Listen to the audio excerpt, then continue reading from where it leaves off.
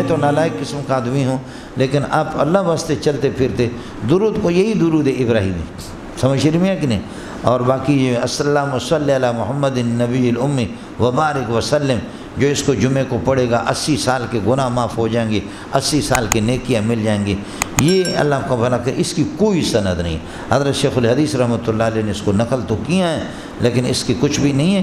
محدثین کے ہاں جو علم حدیث سے ذوق رکھتے ہیں، یہ ابن بشکول کشکول اس کے یہ ہے کہ کوئی قول ہے، لیکن وہ بھی بالکل ایک بے سند ہے۔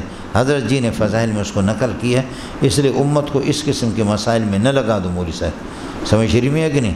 اس قسم کے مسائل میں امت کو یہ کہ نہ لگا دو کہ جو پھر یہ کہ 80 سال کے گناہ معاف ہو گئے 80 سال۔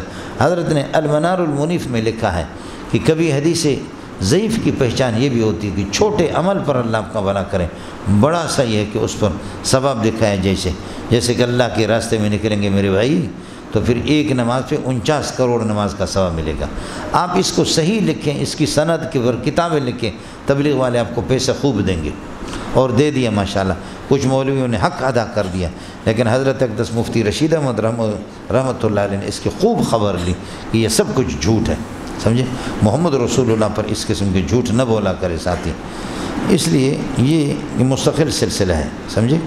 ہمارے ایک دوست ہے حضرت اقدس مفتی شبیر احمد کا صاحبزادہ ہے، مولانا مفتی محمد یوسف برطانیہ والے، مجھے بڑی خوشی ہوئی کہ اس نے ماشاءاللہ اس پر پوری کتاب لکھی ہے، اور ایسی کتاب لکھی کہ لاجواب قسم کے علم حدیث سے ماشاءاللہ ان کا شغف بھی ہے اور اس کا تعلق بھی ہے۔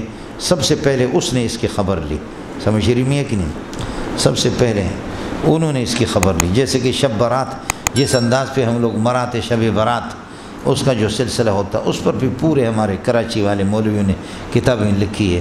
انا للہ و انا الیہ راجعون۔